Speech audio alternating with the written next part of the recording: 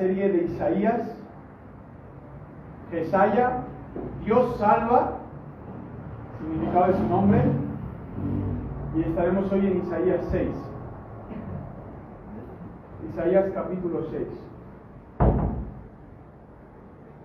Y lo voy a partir en 5 puntos, porque el capítulo 6 tiene varios apartados interesantes y no se pueden quedar ahí solitos o ignorados, ¿no? El primer punto sería del 1 al versículo 4, le llamaríamos la majestad. La majestad. El segundo, que sería el versículo 5, el quebranto. El tercero, del 6 al 7, el perdón. Y del 8 al 9, una respuesta a la gracia. Y luego, del 10 al último ya versículo, le llamaríamos la depuración soberana. Y antes que todo, quisiera orar otra vez, poner este tiempo en las manos del Señor, que nos ayude, que nos permita ver algo de su gloria y su majestad y llevarlo a nuestras casas. Amado Señor, muchísimas gracias por permitirnos estar aquí, Señor. Siendo nosotros dignos del infierno, dignos de toda condenación, dignos de tu ira eterna.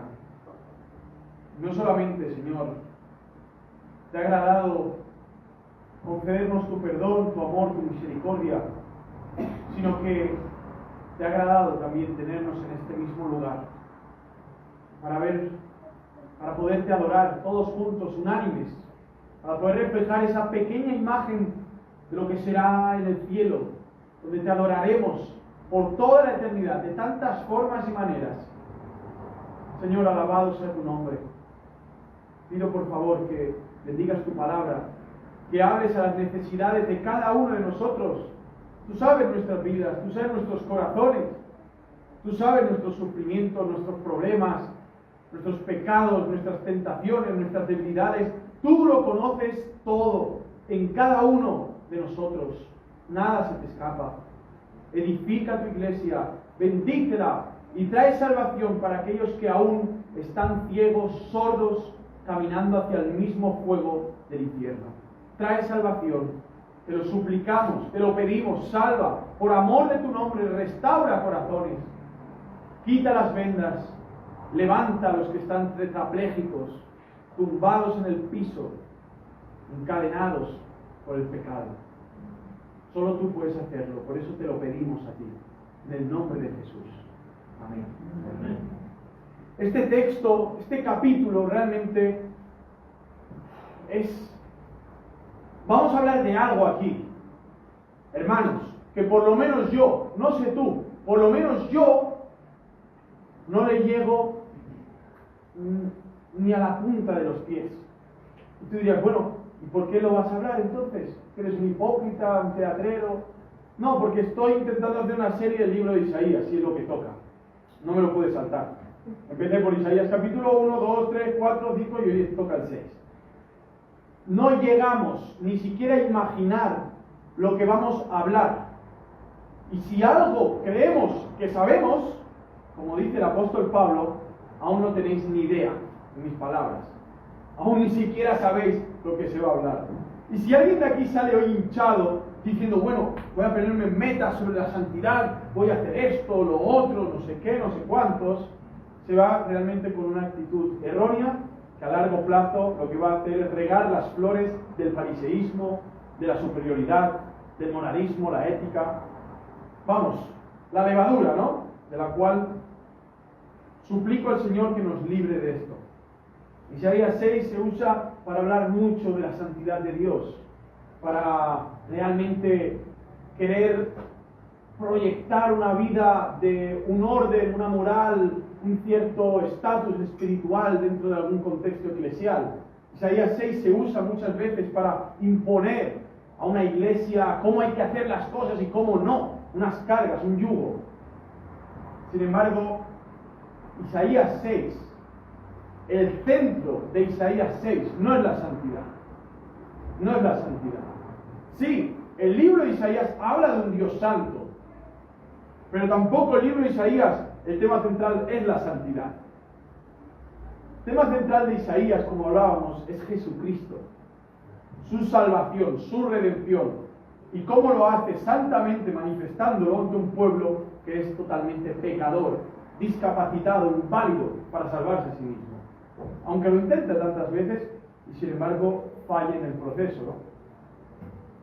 El centro de Isaías 6 es la provisión divina, a lo que tú no tienes, la provisión del cielo a tu mayor y urgente necesidad ahora. Y esto es lo que vamos a ver. La provisión divina. Se va a titular este sermón. Y voy a poner mi cronómetro.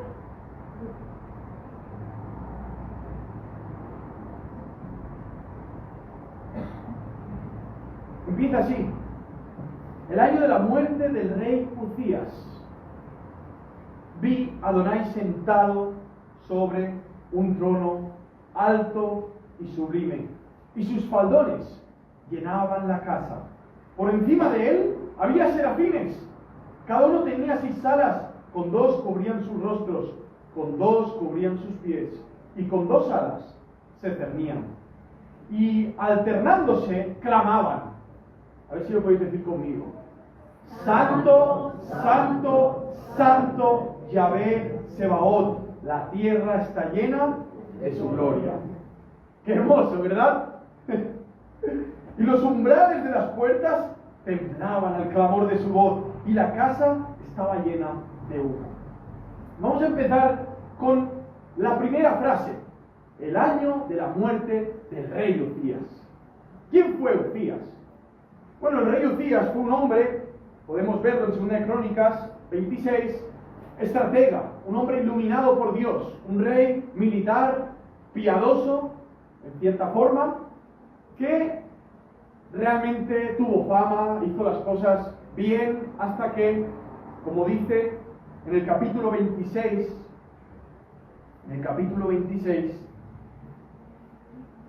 de 2 Crónicas, versículo 16, dice: pero cuando era fuerte, su corazón se enalteció hasta corromperse y se rebeló.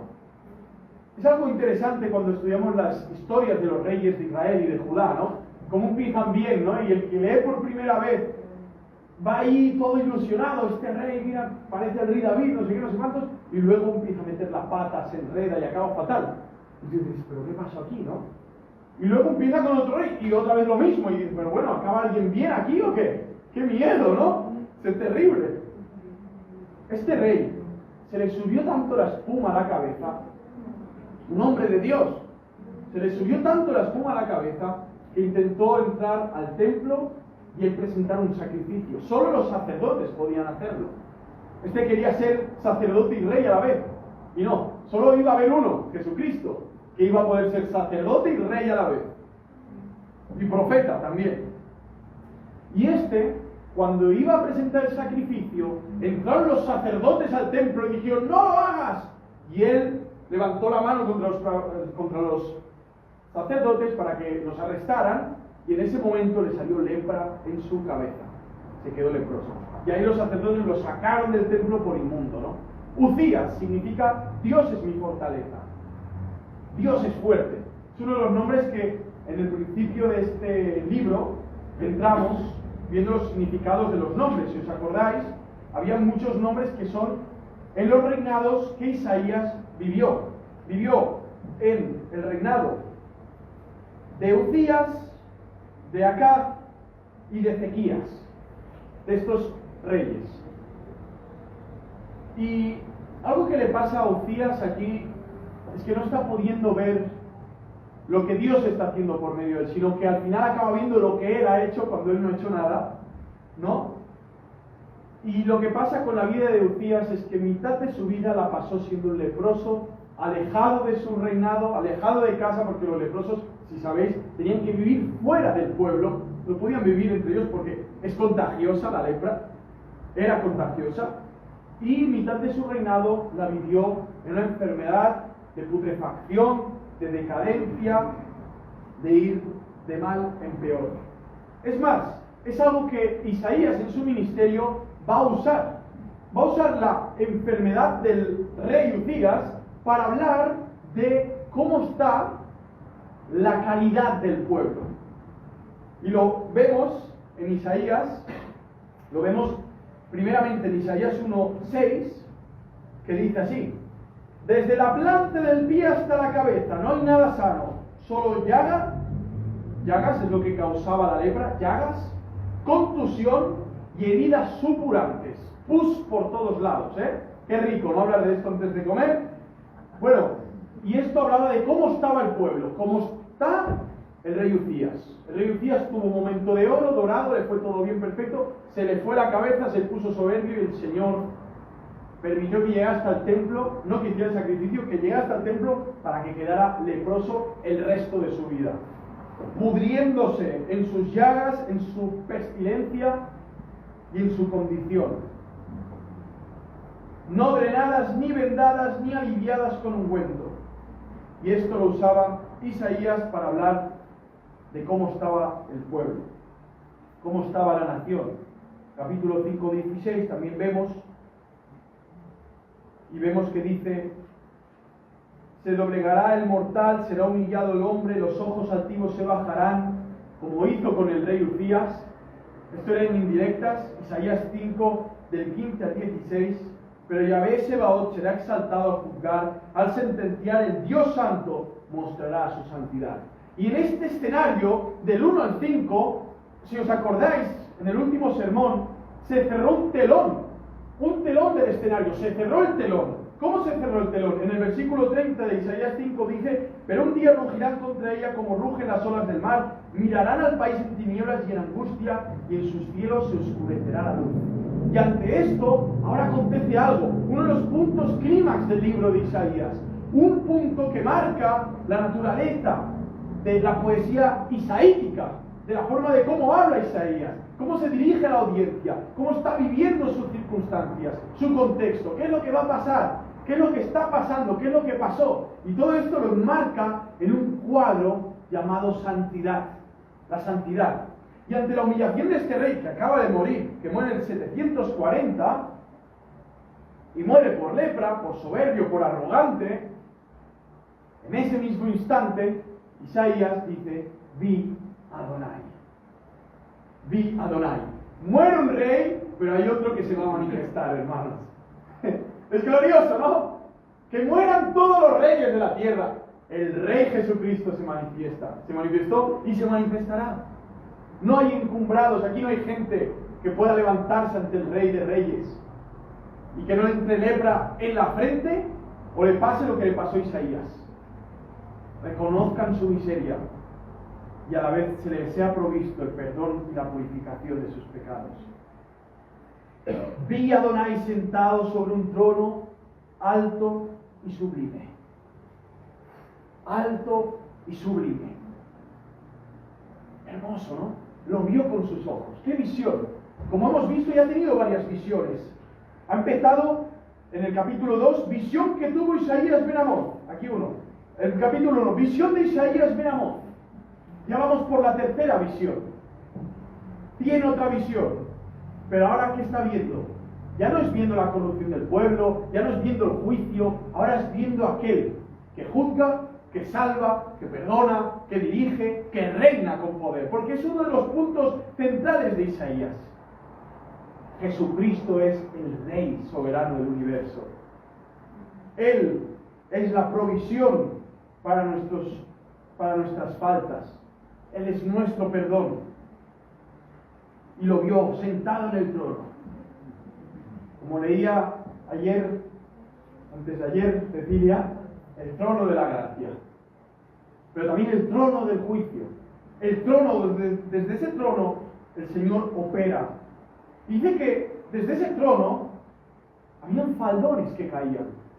Y aquí dicen que eran faldones típicos de un rey. Era vestida con las ropas del rey. Pero hay algo muy interesante. que no le ve el rostro. Dice que vio un trono alto y sublime y después unas faldas que caían. No dice que le vio el rostro. Y por encima de él había serafines. Y aquí es muy interesante, serafín significa los ardientes, como unos seres de fuego que estaban allí, de pie, por encima del trono. No que fueran superiores al del trono, sino que es lo típico que había en un salón de un monarca. Él estaba sentado y alrededor de él tenía todos los siervos de pie para aceptar una orden y en esa orden obedecerla al momento. Y mientras no habían órdenes algunas, ellos seguían con el propósito para el que fueron creados. Fueron creados primeramente con 6 alas. 6 alas. Con 2 cubrían sus rostros, para no ver al rey. Cubrían sus rostros. ¿Qué habla de esto? Habla de la indignidad. Aunque eran seres celestiales, sin pecado, aún así, el que está delante de Dios era mucho más grande. Indignos. Se cubrían con las 2 alas el rostro. ¿Qué más tenemos? Con 2 cubrían sus pies. ¿Qué habla de los pies? Criaturas. Andamos. El Señor está en todos lados. Es omnipresente. Se cubrían los pies. Criaturas. También se cubrían los pies.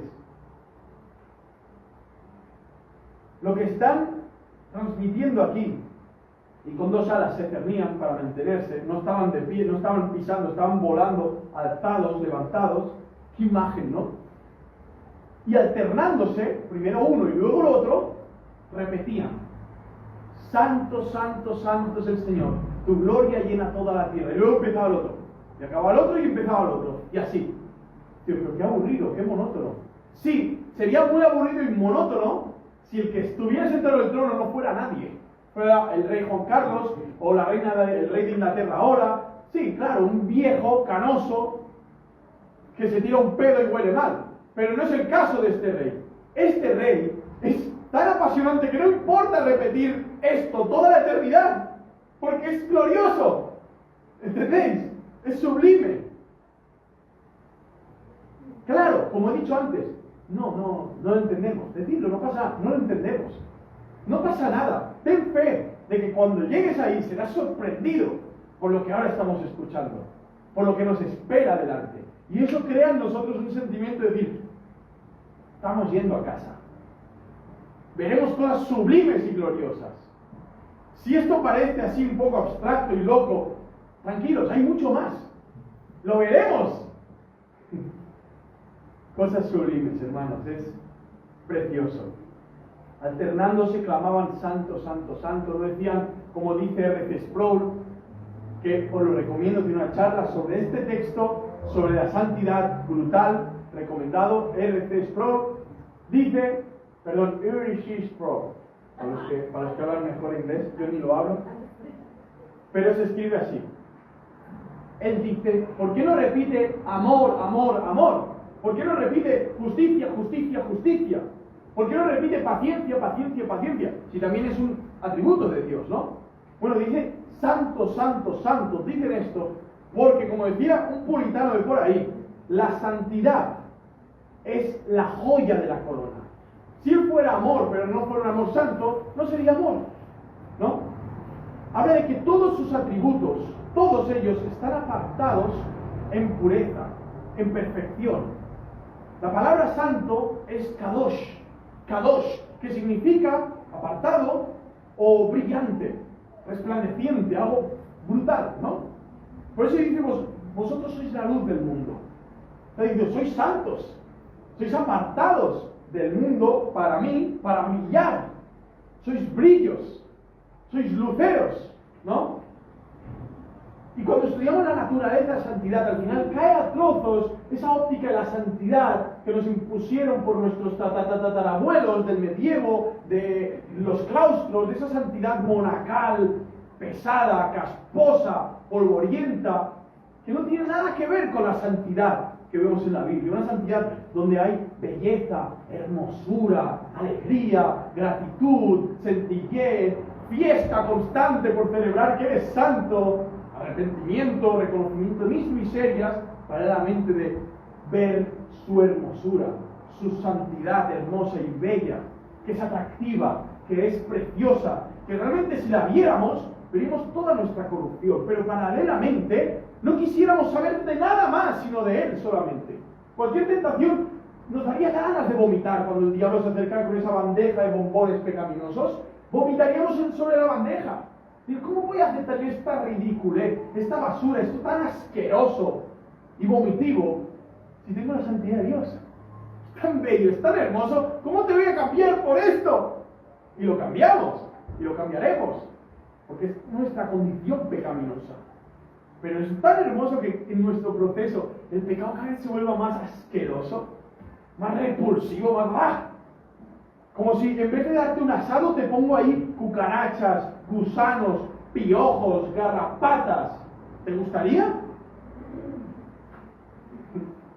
A mí me encanta el gorgonzola o el roquefort, queso verde. Mi esposa el otro día empezó a comerlo. Se lo hice de una forma que no lo notó y dijo, me gusta. Tiene el queso verde ese asqueroso que no te gusta. La santidad de Dios es atractiva, es hermosa, ¿no? Era tanto que decían Yahvé Sebaot. Otra vez se repite y es algo que se repite mucho. Jehová de los ejércitos. El que empieza y acaba las batallas. El vencedor. El rey. El que impera sobre todas las cosas. El que ha vencido. Yahvé Sebaot. La tierra está llena de su gloria. Somos inconscientes de muchas cosas, pero es así. Cada partícula, cada átomo, cada célula de nuestros cuerpos, cada cosa, todo está siendo guiado por Dios para su gloria, de forma que sí, toda la tierra, toda está llena de su gloria. Sus juicios, sus bondades, sus misericordias, aquel sol que sale sobre buenos y malos, como dice, la lluvia, todo esto habla de su gloria. Esa gloria increíble que como pecadores que somos, constantemente la queremos sustituir por nuestra gloria. Nuestra ridícula gloria, nuestra hueca gloria. Qué ridículos que somos, ¿verdad? Su tierra, su mundo, su planeta, que va a restaurar, está llena de su gloria. Los umbrales de las puertas del templo que Salomón con tanta sabiduría pudo diseñar y otros hombres muy sabios pudieron construir, estaban todas ellas temblando al clamor de su voz. Y la casa estaba llena de humo. Una vez más la Shekinah, la presencia, se pone allí, sale humo. La gente tuvo que salir corriendo. Y esto, vemos estas manifestaciones también. Éxodo 19, 18, Habacuc 3, del 3 al 10, en Jueces, vemos una vez más cómo Dios venía y visitaba al pueblo. Vamos al segundo punto, el quebranto. Entonces dije, ay de mí, muerto soy. Ay de mí, muerto soy. Algo que me he olvidado. La santidad es la gloria escondida de Dios. La gloria es la omnipresente santidad divina. Lo vuelvo a repetir. La santidad es la gloria escondida de Dios. Es la manifiesta. La gloria es la omnipresente santidad divina. Si pudiéramos realmente ver más de esa santidad, por consecuencia veríamos más de esta gloria. Esta gloria que no todos la vemos. Es como la historia de Narnia. O sea, creen que estaba loca la niña pequeña por ver al león que hablaba con él, ¿no? Representa a Jesús. La niña en su inocencia, en su sencillez, vio la gloria y la santidad del león. Por eso es tan importante hacerse como niños, para ver estas cosas escondidas para los niños. Por eso Jesús en el Evangelio dice, oh Padre, te alabo, porque estas cosas has escondido a sabios, a intelectuales, a poderosos, para mostrárselo a los niños, como niños, para ver esas grandezas que son de Dios. También, que lo diga 3 veces es un superlativo. Y es un superlativo al repetirlo 3 veces en la cultura hebrea. Por eso de cierto te digo. Algo importante iba a decir Jesús, pero que dice santo, santo, santo. Habla de una magnificencia, algo colosal, grande que se nos escapa. Realmente es muy grande. Es tan grande que aquí cuando lo ve Isaías dice, ay de mí, muerto soy. Muerto soy. Porque sí, es así como reaccionaron todos los que se encontraron con la santidad de Dios. Daniel cayó como muerto al suelo, a los pies. Manoa, el papá de Sansón, en el libro de Jueces, ¿qué le pasa? Le dice a su mujer, vamos a morir porque hemos hablado con Dios. Y la mujer dice, ¿cómo vamos a morir si aceptó nuestro sacrificio? Y ese ángel de Jehová ascendió sobre las llamas del fuego y subió al cielo. No vamos a morir. Moisés también. Moisés quita el calzado porque el lugar donde estás es santo. Y él estuvo turbado también. Pedro, ¿quién es este que a los mares le obedecen? Y tenían temor de él en esa barca. Los vientos le obedecen. Juan, en Apocalipsis, también vemos cuando vio la gloria de Dios, el rostro de Jesús como un rayo, los ojos de fuego, también se quedó pasmado, y si no fuera porque el Señor lo restauró y lo levantó de allí, se hubiera quedado allí. Pero ahora también tenemos a Isaías. Ha visto el trono, ha visto la gloria, alto y sublime, un trono sublime y glorioso, alto. Y el que está sentado ni siquiera ha visto su cara, solo la ropa, las faldas. Imagínate. Y dice, un hombre de Dios ya había aquí empezado a predicar. Vamos por el capítulo 6, ya ha hablado, ya ha hecho mucho ministerio. Pero sin embargo, aún no ha recibido el llamado del Señor de una forma directa. Aunque Dios ya lo ha hablado, Dios ya ha tratado con él, pero aún no se ha manifestado con todo su poder y gloria como lo está haciendo aquí. Por eso es un punto clímax del libro. Y dice que se quedó como muerto. En hebreo también podría decir se quedó arruinado, se quedó en la ruina. Y es así. Cuando Dios manifiesta su santidad, nos muestra lo grande y glorioso que es, nos lleva a la ruina de nuestro ego. Todo lo que tú pensabas de que estabas bien o moralmente eras mejor que el vecino porque es un alcohólico, o el otro pega gritos y pone la música heavy metal a tope y la está liando, y sabes como, soy mejor, etc. Cuando nos chocamos con la realidad de la santidad de Dios, realmente entendemos que somos polvo. Entendemos que tendríamos que morirnos. Claro, esto no suele pasar mucho, como que Dios nos deja para no infartarnos, ¿no? Y vamos caminando y vamos haciendo nuestra vida, y hay lugares y etapas donde queremos ser buenas personas. Pero cuando nos comparemos ante la santidad de Dios, vemos que no, que somos malas personas, que no hay bondad por nosotros mismos, que si hay algo de bondad por su Santo Espíritu en nosotros. Y ahí es donde nos arruinamos. Y ahí es donde podemos decir junto a Isaías, ay de mí muerto soy, yo, hombre de labios inmundos, que habito en medio de un pueblo de labios inmundos, he visto con mis ojos al Rey, a Yahvé Sebaot. Y aquí lo vuelve a repetir. Una vez dice, vi a Adonai sentado sobre un trono, y ahora aquí otra vez vuelve a repetirlo. He visto al Rey con mis ojos, versículo 5. ¿Has visto al Rey? ¿Has visto al Rey en tu vida? ¿Has visto al Rey de Reyes? Quizás, seguramente, no con estos ojos físicos, pero ¿has visto con el don de la fe? ¿Lo quieres ver más? Dirá, bueno, si es para reaccionar como Isaías, no quiero verlo. Yo soy una persona que le gusta sentirse bien consigo misma, con el ambiente, con el CO2, con lo biodegradable. Me gusta sentirme bien, etcétera, ¿no? Con el medio ambiente, con los animales, el hámster, el periquito, el perrito. No me gusta sentirme mal. ¿No quieres ver al rey? Si es para sentirme bien, sí quiero ver al rey. Bueno, pero es que primero tienes que sentirte mal. No porque yo quiero que sientas mal. Yo no quiero que nadie se sienta mal aquí, ¿eh? Ojo. No quiero arruinarte el fin de semana, lo que queda. No. Me gustaría a mí ver al rey. Me gustaría que tú vieras al rey. Me gustaría que todos juntos viéramos al rey. Pero es irresistible. No se puede no sentirse uno miserable cuando ve al rey. Es la consecuencia.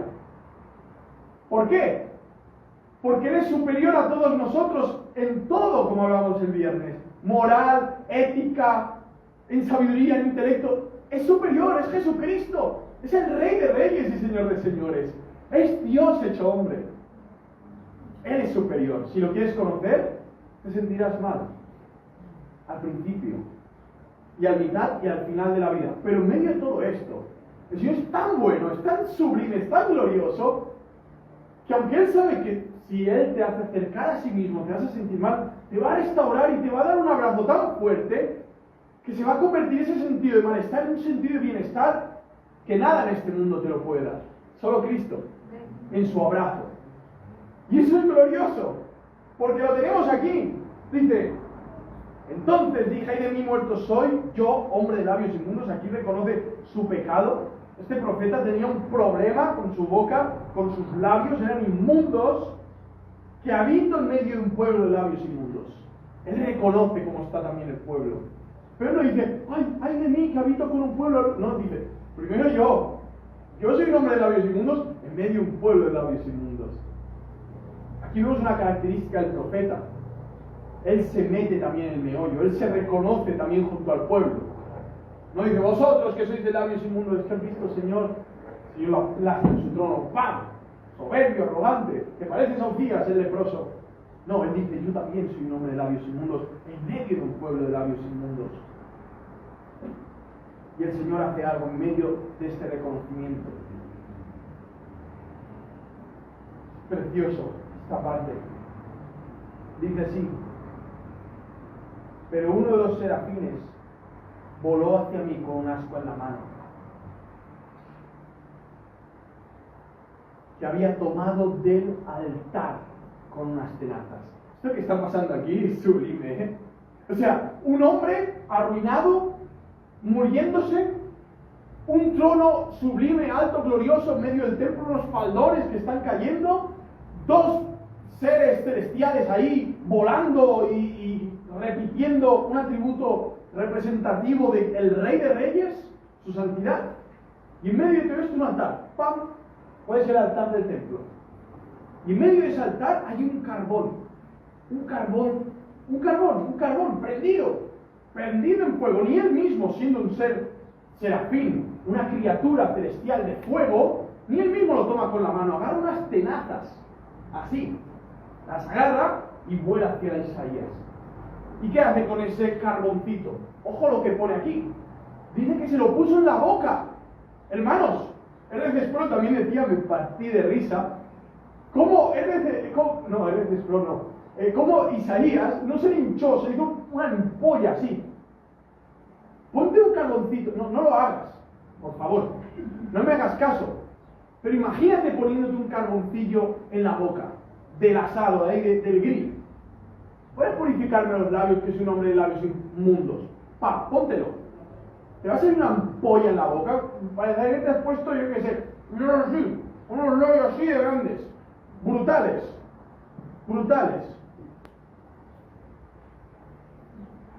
Es todo muy glorioso, muy simbólico, ¿no? El Señor ha provisto algo para Isaías. Un carboncito. Un carboncito. Glorioso que no tengo 20 minutos más. Pero uno de los serafines voló hacia mí con un ascua en la mano que había tomado del altar con unas tenazas. Y tocando con ella mi boca, dijo, ¿de dónde vino el carboncito? Del asado, del altar. Nos está hablando que en el altar hay provisión, que del altar sale nuestra limpieza y redención. El altar en el Antiguo Testamento habla de Cristo. habla del sacrificio, habla de la sangre, habla de la cruz. Toca mi boca. Y dijo, he aquí, esto toca tus labios. Y Isaías, sí, ya lo sé, me están tocando los labios, ¡oh, me quemo! No dice que le quemó la boca. Dice otra cosa. Le dijo, quitada es tu culpa y limpio tu pecado.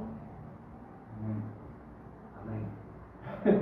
Y esta palabra quitar significa cubrir, que viene de la palabra expiar. Expiado es tu pecado. Quitada es tu culpa. Claro, esto nos suena a gloria, pero no queremos ver al Rey porque si no vemos nuestras miserias. Pero si no lo ves, ¿de qué te vas a arrepentir, amigo mío?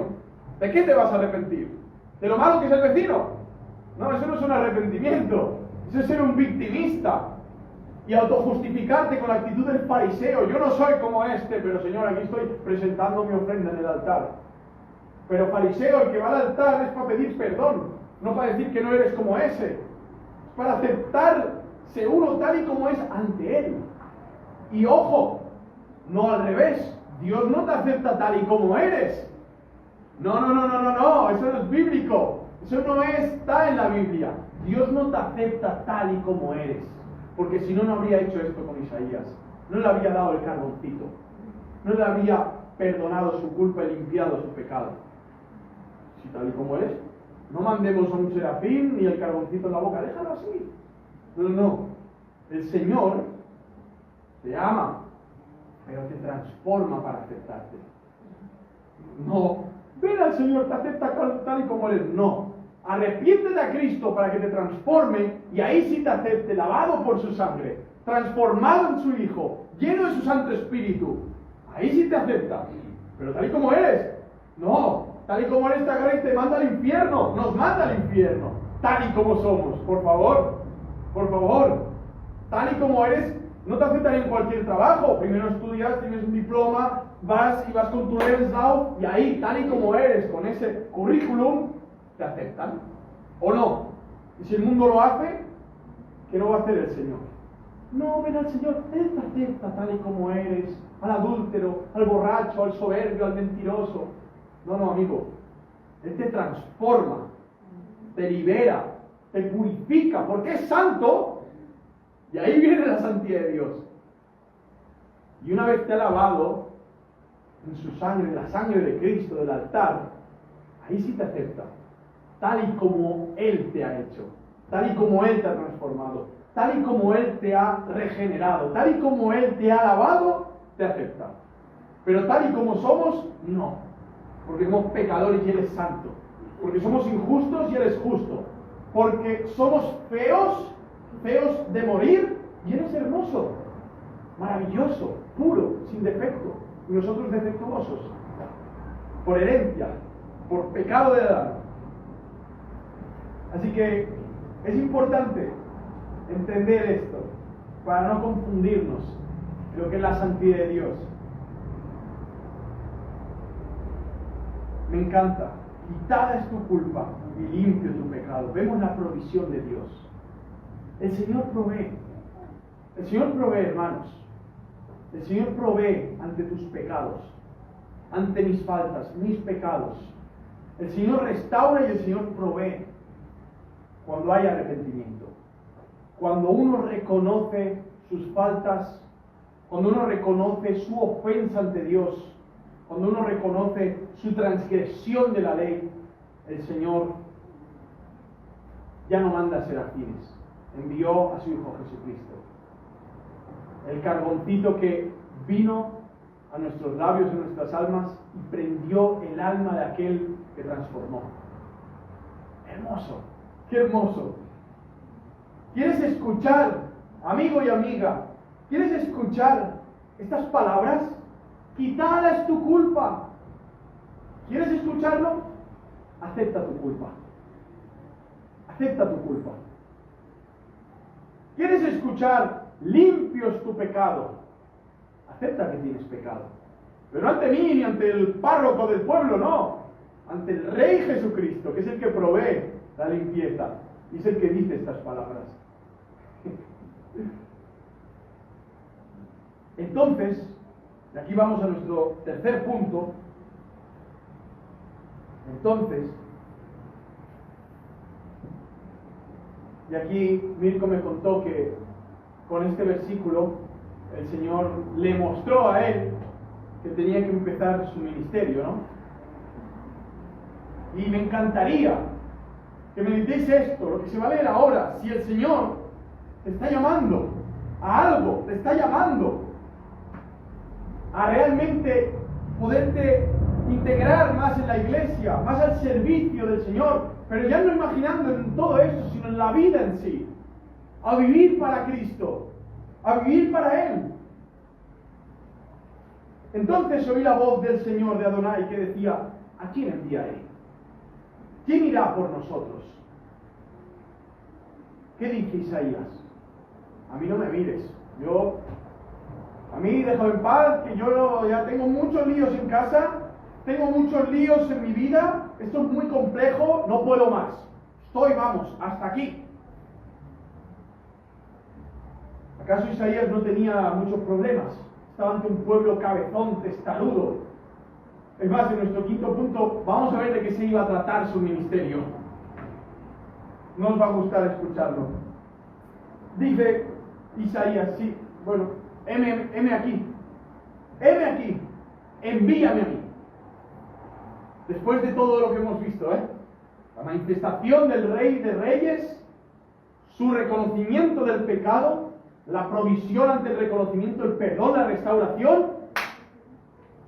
Ahora, ¿quién irá? ¿Quién? ¿Dónde? Heme aquí, envíame a mí. Sí, aunque sea pecador, veo mi miseria, pero también veo tu perdón y tu restauración. Heme aquí, envíame a mí. Isaías, ¿no te das cuenta que vas a morir aserrado en el templo? ¿No te das cuenta, Isaías, que ante esta respuesta vas a perder tu comodidad? Él era uno de los príncipes de las clases altas de Jerusalén. ¿No sabes, Isaías, que te van a echar de lado? Te van a insultar, van a hablar de ti, te desgastarás por el pueblo y no te lo reconocerán. Da igual las horas que pasaste con este, con el otro, interviniendo en problemas aquí y allá, no te van a reconocer nada, Isaías. Es más, van a decir que la causa del problema del pueblo es por tu culpa. Porque tú no paras de decir que hay que arrepentirse, hay que dejar esto, lo otro, que vamos a irnos al cautiverio algún día, no sé qué. Te van a despreciar, pero a Isaías le da igual. Él ha visto al rey. Él ha visto al rey.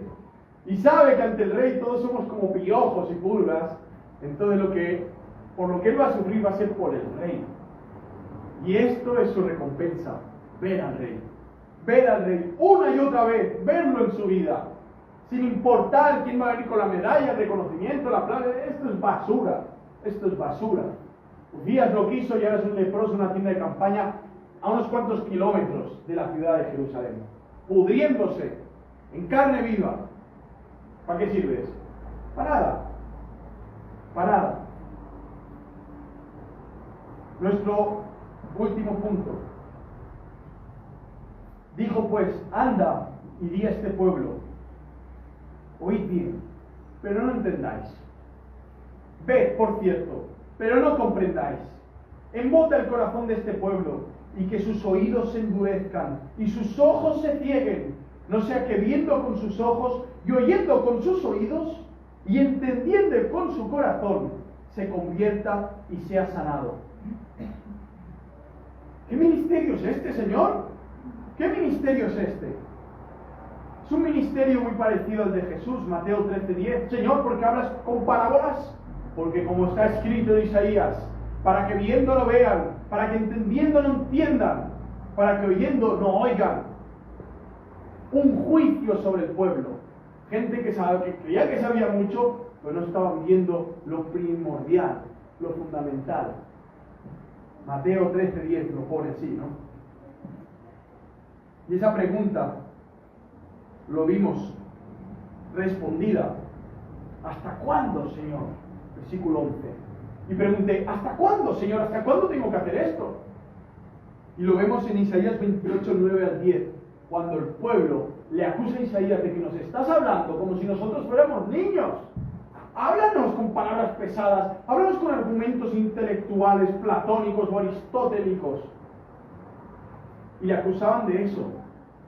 Nos enseñas como si fuéramos niños, nos hablas como si todos fuéramos niños. Hablas con una sencillez que no la podían entender. Así como Jesús hablaba con parábolas de forma que se quedan todos locos. Y los apóstoles dicen, Señor, ¿por qué hablas con parábolas? Y bueno, espera, a vosotros os ha sido dado entenderlas. Os lo voy a contar mejor, ¿vale? Pero a estos no, porque estos creen que saben mucho y no saben nada. Son unos fariseos, unos arrogantes. Son orgullosos. Por eso lo evidente que pasa por sus ojos no lo ven. Y lo que creen que ellos es súper importante, a mí me da igual. Por eso para lo que los hombres es sublime, para Dios, ¿qué decía? Es aborrecible, es abominable. Es abominable. Cuidado con la lepra de Lucías. Cuidado con la lepra de Lucías. Dios puede hacer mucho a través de ti, pero no eres tú el que lo hace, es Él. Cuidado, porque es verdad. Y esto es una exhortación a mi misma persona. Podemos hacer una trayectoria cristiana hasta cierto año y luego pegar un descenso y permitir que la lepra llene nuestros cuerpos y acabar al final como este hombre, pudiendo haber sido un instrumento tan hermoso en las manos de Dios, acabó siendo ahí un leproso en una habitación a solas. Que el Señor tenga misericordia de nosotros, pero para no llegar a eso, ya hemos visto lo que hay que estar haciendo constantemente. Contempla al Rey, contempla al Rey. ¿Para qué? Para que se muestre lo que hay en mí y me pueda arrepentir. Porque la lepra, así como la levadura, es sigilosa. ¿Cómo actúa la levadura? ¿A alguien aquí le gusta la panadería? ¿Un poco de levadura? Un poquito. Harina, agua y levadura. En vez de tener un pan de pita, tendrás ¿cómo se llama? Un top, el pan de mantequilla y un pedazo de pan. Es lo mismo con este corazón podrido, con esta soberbia y arrogancia. Y tarde o temprano, y esto es lo que a mí me dolía tanto pensar, tarde o temprano, esa levadura llega. La cosa es, si yo sabiéndolo la dejo, y ese pensamiento de autograndeza, de soberbia, la dejo que siga allí. No pasa nada, que siga. Sí, es verdad, yo soy así, ¿a que sí? Y el ego dice, sí, eres así. Y digo, pero la Biblia dice otra cosa de mí, que todo lo bueno que es mío no es mío, es de Él, que es por gracia, ¿no? No, pero no hagas caso, también es tu trabajo. Y mi ego está ahí, rugiendo, como una pantera. Y yo le hago caso, ¿no? Y me dejo llevar, la lepra. Y el Señor me va a bendecir, me va a usar. No. Lucías quedó descatalogado. Terrible, porque todos estamos con ese problema. Todos. Nadie se escapa de esto. Hay gente aquí que quizás está sumergida en eso y no lo sabe. Algo tan evidente y no lo sabe. Porque quizás está bajo el juicio de Dios y algo que saben no lo entienden y algo que ven no lo contemplan. Arrepiéntete a Cristo Jesús. Arrepintámonos todos juntos al Señor. ¿Hasta cuándo, Adonai? Y declaró, hasta que las ciudades estén asoladas y sin morador, y no haya hombres en las casas, y la tierra venga a ser una desolación completa, hasta que Yahvé haya alejado a los hombres, y los lugares abandonados sean muchos en medio de la tierra. Y aunque quede en ella una 10ª parte, de nuevo será barrida. Pero como el roble o la encina, mirad esto, pero como el roble o la encina, que al ser talados, aún les queda la cepa. Así será la cepa de ella, la simiente santa. Dios, Jesucristo, en Mateo 13:10, ahora Isaías, el apóstol Pablo, cuando dice, yo no vine a hablaros con palabrerías altas y sonantes y esto, no. Esto Dios lo usa para depurar.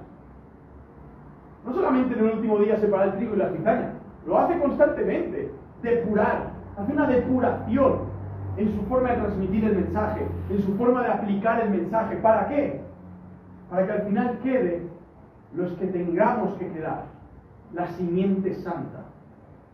El Señor dice que talará, destruirá, Y lo hizo así, desoló Israel y Judá entera. Hubo un cautiverio masivo. Miles y miles y miles, millones se fueron al cautiverio. Quedaron unos pocos, Jeremías entre ellos. En Israel lo mismo. Fariseos, romanos, todos contra Jesucristo y los apóstoles. Pero sin embargo, aún en esa Jerusalén ya destruida, en el año 70, quedaba una simiente santa. Y así pasará en los últimos días. Habrán apostasías, habrá gente que pudo estar aquí y luego no estarán. Pero aún así, quedará una simiente santa. Será talado el árbol, pero sin raíces, volverán a salir las plantitas. ¿O no, Johnny? ¿Tú has tardado cuántos árboles ya? Y hay que desarraigarlos, si no lo has hecho, pero en cuestión de tiempo eso volverá a estar ahí, ¿o no? Y así es con la iglesia. Vivimos en un mundo que es de Dios. Dios es el Rey, es el Santo Dios, donde el Señor tiene una simiente santa apartada en su naturaleza de santidad, viendo su pecado constantemente, quieras o no. Si eres hijo de Dios, si has sido restaurado por Cristo, vas a ver tu pecado. No se puede no ver, vas a intentar no verlo, vas a intentar girar la cara ante cosas que afectan al orgullo. Pero si eres simiente santa del Señor, vas realmente a ver una y otra vez tu pecado a la luz de su amor y su perdón, porque eres santo, por eso mismo. Salmo 96:9. Hermano, hermana, adora al Señor en la hermosura de la santidad. Temamos delante de Él, Él es santo. ¿A cuánto podríamos haber estado así? De serle infieles a nuestras mujeres. ¿A cuánto podríamos haber estado así? Yo qué sé, yo en Colombia. Me dicen, oye, no sé qué, puedes ganarte 200.000 euros si llevas este paquetito para Europa. O en la cocina trabajando con un cuchillo en la mano. Y uno ahí, pim, pim, pim, pim, pim. En un ataque voy y le pego una puñalada en el corazón y lo mato. ¿Soy capaz de eso? Perdón, somos capaces de eso. Y mucho más. Porque somos pecadores. ¿Por qué no lo he hecho? Por la gracia de Dios. Somos simiente apartada para el Señor. Protegidos por el Señor. Guardados para el Señor. Para contemplarlo a Él. Es un lenguaje para acabar ya. Esto de la simiente, 4:3, dice: y sucederá que quien quede en Sión, los que sean dejados en Jerusalén, serán llamados santos, los inscritos en Jerusalén, entre los vivos. Y lo vemos constantemente. En el 43:5, en el 45:25, en el 53:10, en el 59:21, en el 65:4, habla constantemente de una simiente, un linaje, no de sangre ni de carne, espiritual, de gente apartada para Dios, en la historia, donde Dios aplica esto.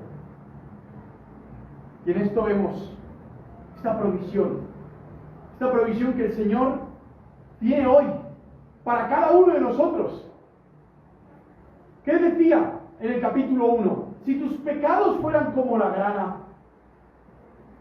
yo los dejaré más blancos que la nieve. Y si fueran como el carmesí, los dejaré más blancos que la lana. Este es nuestro Dios. El Señor tiene restauración, provisión para todas nuestras faltas. Y esa provisión es más que el carboncito encendido. Es el Señor Jesucristo, el que estaba sentado en ese trono y el que sigue sentado en el trono. Pero podemos verlo cara a cara hoy en día, sin dejar de ver nuestra miseria, porque es una consecuencia, pero sin dejar de ver esa sangre derramada por estas miserias. Oremos al Señor.